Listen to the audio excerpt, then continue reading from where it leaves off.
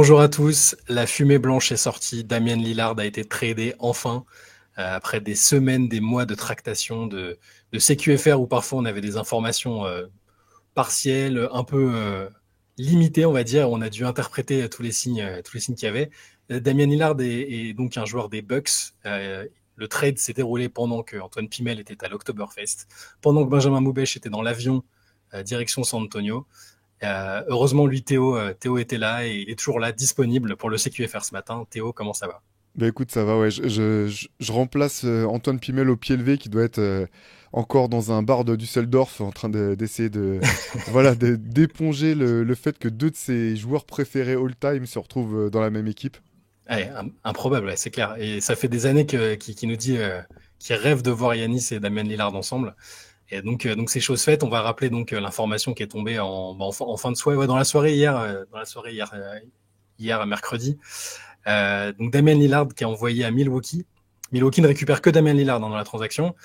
Le coup de pression d'Yanis a poussé la direction des Bucks à bouger.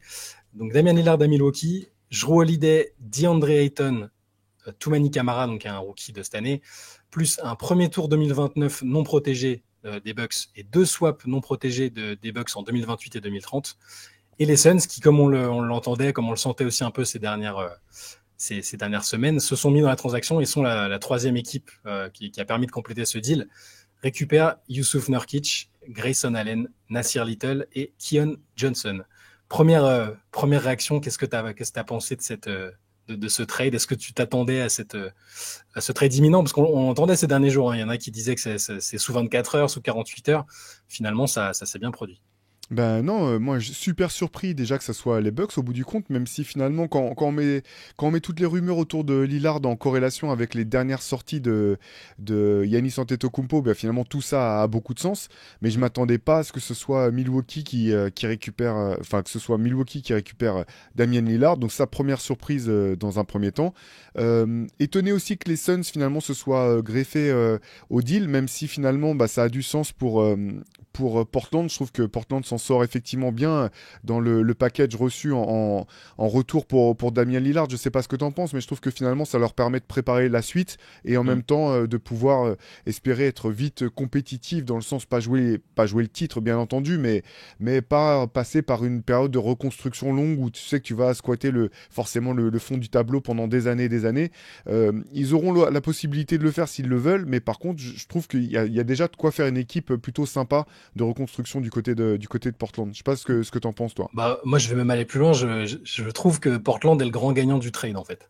On aura le temps peut-être de l'analyser plus en détail dans les jours qui viennent, mais je pensais pas qu'il serait capable de récupérer tout ça, c'est-à-dire Ayton. Bon, tout dépend aussi de la valeur qu'on accorde à Ayton, hein, mais comme tu disais, pour préparer l'avenir, c'est un joueur qui est encore jeune, qui avait besoin d'un changement de paysage, qui est quand même un numéro 1 de draft. Certes, c'est la draft de Doncic entre autres, mais c'est pas un mauvais joueur. On l'a vu, il a participé à des finales, il était important. Plus tous les tours de draft, c'est quand même, je veux dire, jusqu'en 2030, c'est la possibilité de faire des swaps. Enfin, je trouve que Portland a très très bien géré. Milwaukee, c'est un pari quand même, mine de rien. J'avoue que sur le coup, alors j'étais content de voir cette association là, parce que c'est deux joueurs que j'aime bien aussi et qui se draguaient finalement depuis des années. Hein, quand tu regardes lors même des drafts des All-Star Games ou même dans leurs déclarations mutuelles, avec quel autre star tu aimerais bien jouer, les deux ils répondaient l'un Lillard et l'autre Antetokounmpo. Donc c'est bien, je suis content de voir ça, mais j'attends quand même de voir un tout petit peu parce que perdre Jrue Holiday, je sais que c'est pas la superstar de la ligue, mais c'est un joueur ultra important. Enfin, je veux dire, c'est à partir du moment où il est arrivé que les Bucks sont vraiment devenus des champions, des prétendants au titre et des champions. Il apporte cette expérience, cette science défensive. Tout le monde en NBA, tous les joueurs vous diront que c'est le meilleur défenseur de la ligue, en tout cas dans ce registre-là. Donc ça là-dessus, je veux voir comment ils vont compenser défensivement. Il va falloir qu'ils fassent peut-être quelques petits ajustements, ça faudra voir. Et je t'avoue que pour Phoenix, comme on en avait parlé ces derniers jours, c'est pas que je comprends pas parce que sur le plan financier, ouais, il y avait sans doute des économies à faire et peut-être qu'Ayton, ça devenait trop compliqué en interne. Peut-être qu'il manifestait clairement son envie de passer à autre chose. Mais récupérer Nurkic, honnêtement, tu t'y perds défensivement, t'y perds en fiabilité physique parce que malheureusement le pauvre depuis 2019-2020 il a un peu plus de mal à enchaîner, à être à son meilleur niveau. Tu récupères quelques petits assets par-ci par-là, c'est correct, mais j'aurais préféré voir les Suns de cette année avec la reconstruction qu'ils ont tenté avec Bill, enfin les ajustements qu'ils ont tenté avec Bill et DeAndre Ayton pour voir si ça pouvait fonctionner avant qu'il se passe quelque chose. Mais donc globalement, alors, je suis pas surpris parce que ces derniers jours dans les CQFR, on disait avec Antoine, si ça bouge autant, si ça s'agite, c'est qu'il va se passer quelque chose. Après que ce soit Milwaukee qui dégaine, j'avoue que ça me surprend plus. Ouais, bah alors il y a plein de choses super intéressantes dans ce que tu as noté. Moi, je vais commencer par Milwaukee quand même. Moi, je pense que c'est vraiment un très bon deal. Enfin, je pense que c'est vraiment un bon move plutôt. Je sais pas si c'est un bon deal, mais c'est un bon move pour Milwaukee. Parce que moi, j'adore Jrue Holiday. À chaque fois, on en parle à l'approche du All-Star Game. Moi, ces dernières années, il était systématiquement dans ma liste de mecs qui devraient être au All-Star Game, quoi qu'il arrive. J'adore son impact dans le jeu. J'adore le personnage. Maintenant, il est vrai que le gros talon d'Achille de cette équipe des Bucks, durant toute l'ère Budenholzer, même l'année où ils sont champions, c'est vraiment l'attaque. Défensivement, c'est toujours solide. Offensivement, il n'y a jamais eu vraiment ni un vrai système qui permettait de donner des solutions multiples, je trouve. Il y avait beaucoup de fois, même parfois, où tu sentais que l'équipe ne savait pas trop quoi faire. Et moi, j'adore Jrue Holiday, mais je trouve que c'est finalement aussi de ce côté-là que parfois il pêchait avec des choix un peu surprenants, un petit peu hyper étonnants pour un joueur cérébral comme lui. Moi, je pense que voilà, c'est un upgrade en termes de talent d'avoir Damian Lillard. Je pense que ça débloque pas mal de situations potentiellement pour les Bucks d'avoir un joueur comme Lillard. Je pense que c'est aussi un mec qui va être alors il va falloir voir comment le coach va mettre tout ça en place, mais voilà, je pense que ça t'ouvre en termes de possibilités offensives et de style de jeu, ça t'ouvre vraiment Ouais. beaucoup de solutions. Maintenant, c'est vrai que je trouve que du côté de Milwaukee, ils ont perdu en très peu de temps 3 très bons défenseurs. Jrue Holiday t'en a parlé, Grayson Allen aussi, mais surtout Jevon Carter. Moi, j'aime beaucoup ce joueur. Au moment où il est parti, je trouvais que c'était vraiment voilà, qui pouvait laisser un trou pas si simple que ça à combler du côté de Milwaukee. Je pense qu'il va falloir qu'ils trouvent quand même un autre défenseur. Je regrette qu'ils aient pas réussi à extirper Matisse Thybulle des Blazers dans le deal. Ouais. Il aurait été parfait pour cette équipe. Et tu vois, là, s'ils avaient récupéré Thybulle en plus de Damian Lillard, alors je sais pas comment ça se passait en termes de voilà sur les salaires, etc., si c'était envisageable. Mais j'aurais été voilà, je me serais dit bon bah là, c'est vraiment pari gagnant complet pour Milwaukee. Là, je pense que effectivement, ils vont avoir besoin de recruter, que ça soit en début de saison ou peut-être, tu sais, avant la deadline ou dans le marché des vétérans qui se font couper en fin de saison. Mais ça manque d'un défenseur, je pense, sachant qu'ils ont quand même, c'est quand même une équipe qui a aussi été souvent confrontée à des blessures, notamment des joueurs de rotation. Pour rebondir sur ce que tu disais, moi, je suis ravi pour Ayton. Au bout du compte, je pense que et pour Portland, il va pouvoir s'éclater, je pense. Il va être responsabilisé, j'imagine, dans le groupe. En termes de jeu, ça va être parfait. Un big man comme lui pour jouer avec tous les arrières qu'il y a dans cette équipe, plein de talent. Ça va jouer du pick and roll dans tous les sens. Je pense que vraiment, tout le monde va s'y retrouver. Je suis surpris aussi du côté de Phoenix par rapport à ce que tu disais. Yusuf Nurkic, c'est un très bon joueur. Défensivement, c'est pas un mauvais joueur, mais c'est pas un joueur qui a la mobilité et l'impact de DeAndre Ayton. Et surtout, comme tu l'as noté, c'est un joueur qui est souvent blessé. Et donc là, en fait, ok, ils ont renforcé un petit peu encore leur banc. Le banc de Phoenix est quand même plus étoffé. Un joueur comme Grayson Allen qui avait... Bah, moi, je le trouvais trop limité à Milwaukee dans le rôle dans lequel il était. Là, il n'aura pas besoin de jouer ce rôle-là, donc c'est un bon joueur de rotation. Pour Phoenix, c'est très bien. Par contre, voilà, maintenant on connaît la direction du jeu, quoi. Ça va vraiment, ils vont essayer de tirer le maximum de leur trio en jouant sur du small ball et du jeu, voilà, du jeu tourné vers l'extérieur. Et il se dit, en faisant potentiellement l'impasse sur le fait d'avoir un point d'ancrage solide dans la raquette et un défenseur de cercle. Je veux dire, c'est pas Ayton, enfin voilà, Nurkic, c'est pas Ayton clairement, quoi. Donc un peu surpris, enfin même plutôt surpris.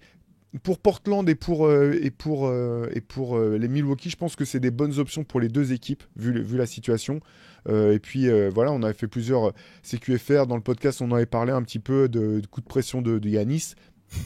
Là, voilà, il y a un geste fort qui a été fait de la part de la franchise. Ils se mettent en position, en tout cas, de rejouer directement le titre dès cette saison, quoi, clairement. Ouais. Bon, et toi qui aime bien le Miami Heat, qui espérait peut-être aussi voir Damien Lillard arriver, euh, bah, on est obligé de parler de Miami parce qu'il faut le rappeler, donc ils étaient évidemment candidats pour Lillard parce que Lillard c'était sa destination privilégiée en tout cas de prime abord.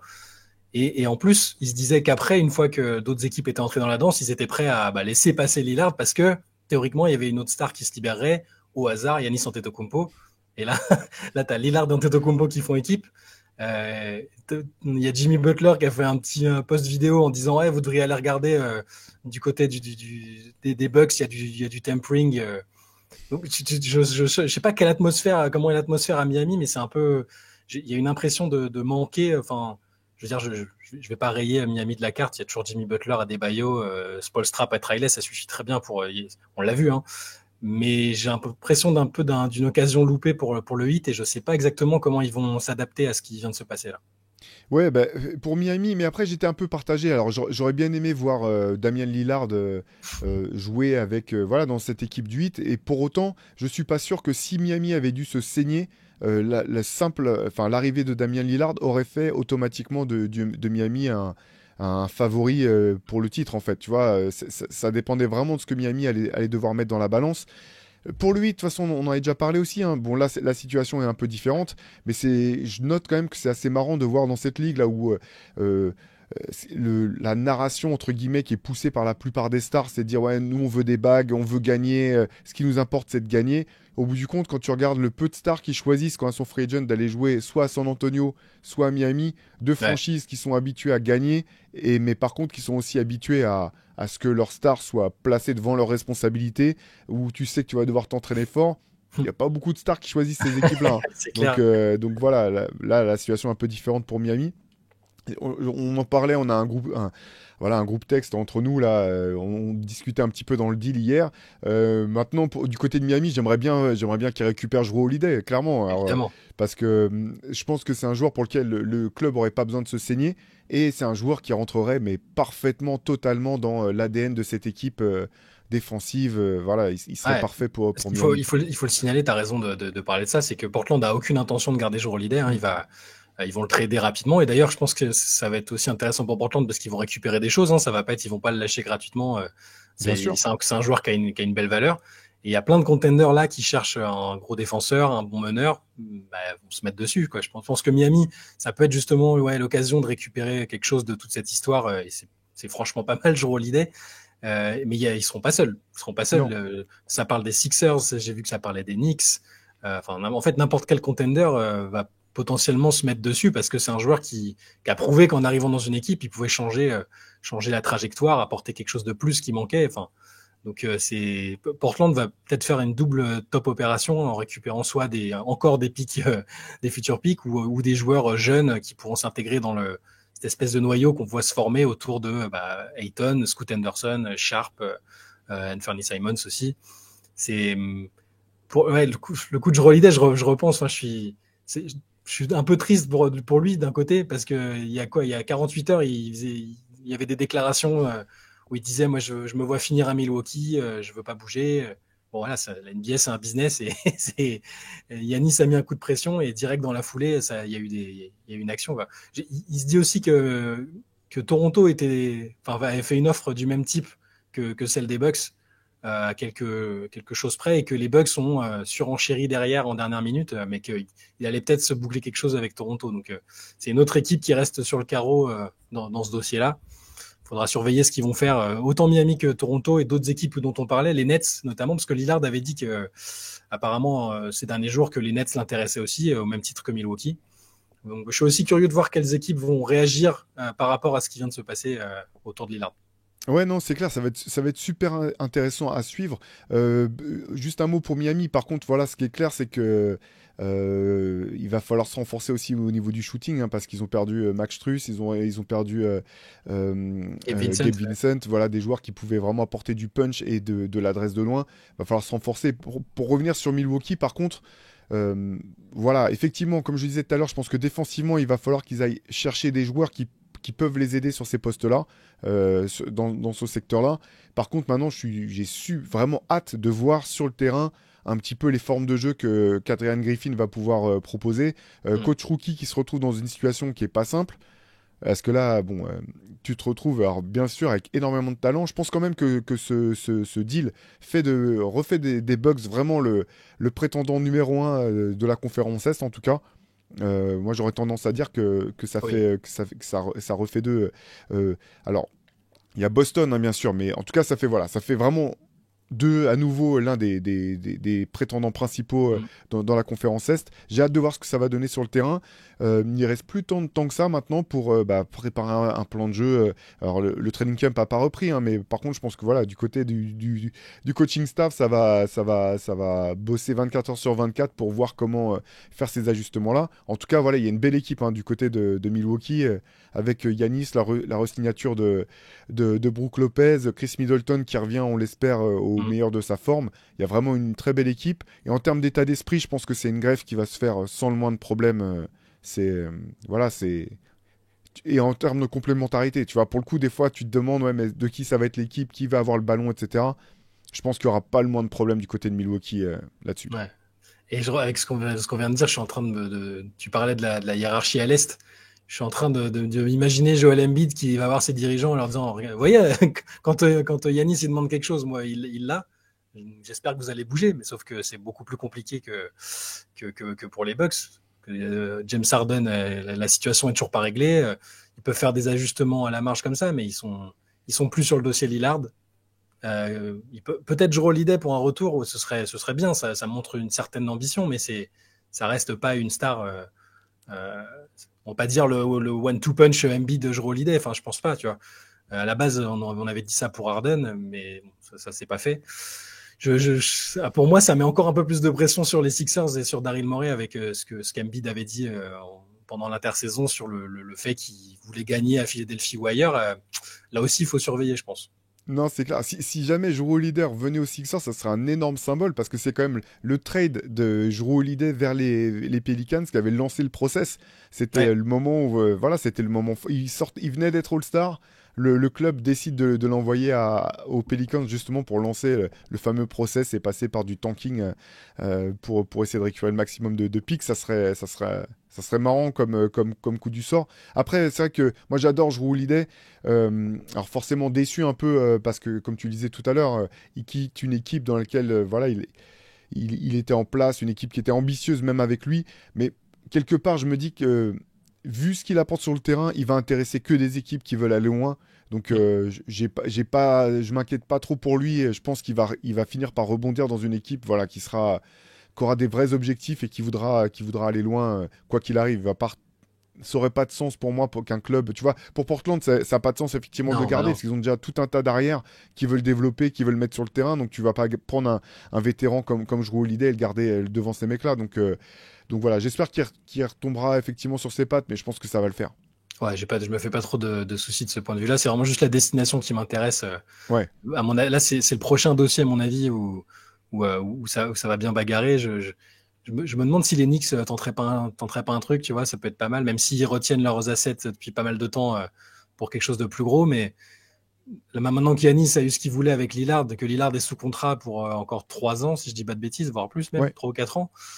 Donc logiquement, ils ont un peu de temps pour s'apprivoiser et pour que ça se développe. Et je vois pas Yanis partir là maintenant, en fait. Bah ouais, surtout que c'est ça, tu sais, par rapport à quand il parlait de sa prolongation, donc de l'été prochain, en disant, Mm. bon, maintenant, je vais attendre de voir ce qui s'est passé.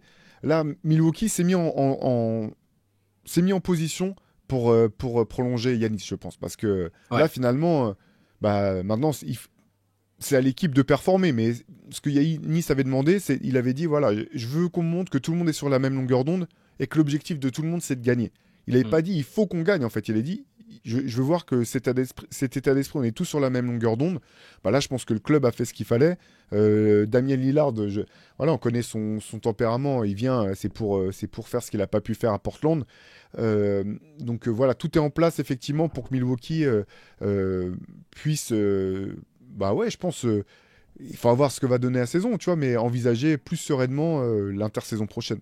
Ouais, c'est ça. Mais du coup, avec Antetokounmpo qui est, pour moi, du coup, j'imagine, hors d'atteinte pour la plupart des équipes qui le voulaient, c'est-à-dire on parle de Miami, de New York, toutes ces équipes-là qui étaient forcément intéressées à moyen terme, à court moyen terme. Los Angeles. Los Angeles, voilà, aussi. Voilà, je trouve que ça met un peu plus de pression. Je reparle d'Embiid parce que c'est l'autre star voilà, dont on sait qu'elle attend quelque chose de rapide et qui peut se retrouver sur le trading block rapidement, enfin, qui peut demander son trade rapidement. Et ça va détourner un peu, à mon avis, l'intérêt de certaines équipes vers lui ou vers d'autres stars dont on n'imagine pas encore qu'elles seront disponibles ou qu'elles auront envie de partir. Mais voilà. En tout Ouais, cas, ouais, vas-y, je te. non, j'allais dire, mais t'as raison sur le fait que Portland, là, a un super asset et va pouvoir récupérer des choses en retour. Parce que je réfléchissais un petit peu aux équipes. Mm. T'as listé des équipes qui pouvaient être intéressées par Jrue Holiday, mais je me dis, même les Nets, ça peut les intéresser. Ouais, bien Il y a sûr. vraiment, il y a vraiment beaucoup d'équipes qui peuvent être intéressées par un joueur de son calibre. Parce que même à ce stade de sa carrière, je pense que c'est toujours Mm. un difference maker potentiel pour des équipes qui sont ambitieuses. Et voilà, il y a beaucoup d'équipes, je pense, qui gagneraient à avoir un mec comme Jrue Holiday dans leur backcourt. Et donc, c'est super juste ce que tu dis, dans le sens où Portland va à nouveau pouvoir faire monter les enchères et bien gérer sa reconstruction. Finalement, je trouve que, tu vois, souvent on dit pour les équipes de petits marchés, c'est catastrophique quand leurs stars partent. Mm. Il y en a qui savent faire. Quand tu regardes ce que OKC a su faire finalement quand KD puis Russell Westbrook Ouais. sont partis, ce que Portland est en train de faire actuellement, c'est intéressant quand même, je trouve, de voir que bah, malgré tout, certaines équipes savent se sortir de ces situations-là ou du moins se reconstruire un peu plus vite, quoi. Bah, et c'est la patience dont ils ont fait preuve, parce qu'ils auraient pu tout de suite dire, ah mince, Lillard veut s'en aller, il veut une destination précise, Miami a l'air de vouloir négocier, bah on va accepter l'offre qu'ils ont, même si c'est pas la plus séduisante. Donc, tu vois, on le disait qu'on comprenait que Portland veuille attendre des offres plus intéressantes, parce que quand tu vois ce que Miami aurait pu proposer, bah là, ce qu'ils ont récupéré là, je pense que enfin, sans manquer de respect à Tyler Hero, à d'autres joueurs qui auraient été impliqués dans le deal, Jovic, tout ça, mais bah, je trouve que ce qu'ils ont récupéré là, ça justifiait d'être aussi patient. Et là, ils sont partis pour une reconstruction où on s'attend pas à ce que ce soit catastrophique. Déjà, il y aura des jeunes, donc peut-être la première saison, ça va être un peu, on verra, on se projettera un peu, mais ce sera peut-être compliqué sur les résultats. Mais très vite, j'ai l'impression que le noyau peut être compétitif. Ayton, c'est pas un jeune, il a déjà de l'expérience. Scoot Anderson, s'il est aussi fort qu'annoncé, bah écoute, il sera peut-être fort tout de suite. Et les jeunes autour ont déjà quelques années. Sharp, il va faire sa deuxième saison, Simons aussi. Et puis ils vont peut-être continuer de se renforcer. Hein. Bon, il y a toujours Jeremy Grant aussi. Moi, je dis que cette équipe, elle peut vite redevenir. Déjà, elle sera sympa à suivre déjà, ce qui n'est pas le cas de toutes les équipes qui sont obligées de se reconstruire après le départ d'une star. Et je les imagine pas galérer 3, 4, 5 ans, quoi. Donc c'est ça Non, qui est cool. c'est clair, ce que je trouve intéressant vraiment pour Portland, c'est que en termes de... En fait, ils ont effectivement récupéré une offre qui était au moins aussi intéressante, voire plus intéressante en termes de talent brut. Mm. Mais surtout, en fait, c'est beaucoup plus... ça a beaucoup plus de sens sur le terrain, en fait. Parce que souvent, dans ces situations-là, tu dis, bon, bah, on s'en fout finalement du joueur qu'on récupère. On va essayer de récupérer le plus d'assets, le plus de talent, et puis on se débrouillera derrière. Là, au bout du compte, et ben, tu vois, avec Ayton, je trouve que ce qu'on disait tout à l'heure, il va tout de suite remplir un vide qu'il y avait dans cette équipe. Et il est tout de suite complémentaire de tout ce qu'ils ont déjà en place, en fait. Et tu as raison de noter que Jeremy Grant est toujours là, parce que c'est toujours important aussi dans ces équipes-là d'avoir des vétérans un petit peu qui vont pouvoir cadrer les choses. Je pense que Jeremy Grant, il est parfait dans ce rôle-là. Tu te Il dis peut être finalement... échangé. Il peut être Il peut être échangé aussi. échangé Donc, c'est plus tard, encore bien sûr. encore un levier pour avoir d'autres pics ou des joueurs plus dans la timeline, si on imagine ça comme ça. Mais Exactement, mais à court terme, en fait, c'est un Mm. vétéran qui va pouvoir cadrer le groupe, qui va être performant sur le terrain, qui va pouvoir apprendre à ses gamins, je dis ça avec beaucoup d'affection, ce que c'est qu'être un athlète professionnel, Mm. etc. Donc, non, Portland s'en tire bien. Et je pense que Damien Lillard, c'était pas le choix qu'il avait, du moins que son agent avait. Il Mm. voulait Miami visiblement, mais là, Portland le met dans une très belle situation. Donc, Ouais, c'est il a tout de cool suite aussi, dit, quoi. il a tout de suite dit là sur les réseaux. Là, bon, il a dit qu'il s'exprimerait un peu plus tard pour les fans des Blazers, hein, mais il a quand même dit qu'il était excité par le nouveau challenge. Et visiblement, l'agent avait clairement dit c'est peut-être ce qu'a fait Tick et Butler aussi. Hein. L'agent a dit que Lillard était intéressé par les Nets et par les Bucks et qu'ils étaient au courant de ça, que c'est ce qui les avait fait bouger. Mais donc oui, je pense qu'il est content. De toute façon, à partir du moment où ils ont même retrouvé des tweets de je sais plus 2020 ou 2021 où des mecs sur Internet sur Twitter lui demandaient si tu pouvais prendre un joueur, ramener un joueur à Portland, tu prendrais qui? Il avait dit Yanis. Yanis l'avait drafté en numéro 1 sur Ouais. je sais plus quel draft du All-Star Game. LeBron avait même dit, je comprends pas, je pensais qu'il prendrait un Jrue Holiday, je crois. Bah, c'est sur la dernière, non? Je sais plus. Où il avait dit, je pensais qu'il prendrait Jrue Holiday, il y a quelque chose qui a changé. Tu vois. Donc il y avait déjà des petits signaux comme ça. Après de là, à imaginer qu'il y aurait un trade, voilà, mais Ouais. enfin voilà. Voilà pour ce petit point sur la situation, enfin réglé, j'ai envie de dire, C'est parce que ça. voilà, on était bien obligé de relayer ce qu'on avait comme information, mais là, on va pouvoir se projeter enfin, se lancer vraiment sur la saison, parce que c'est un énorme domino qui est tombé. Mine de rien, il reste encore des petites choses. Hein. On se demande ce que va faire James Harden. On ne sait pas où va tomber Jrue Holiday, évidemment. On espère que dans les prochains jours aussi, on le saura. Mais voilà, Damian Lillard est un joueur des Milwaukee Bucks et on va suivre ce qu'ils vont faire dans les prochaines semaines avec beaucoup d'attention. Merci Théo pour ta présence ce matin. Avec plaisir, comme toujours. Voilà, on se retrouve demain matin pour un nouveau CQFR et puis en attendant, passez une bonne journée. Salut à tous.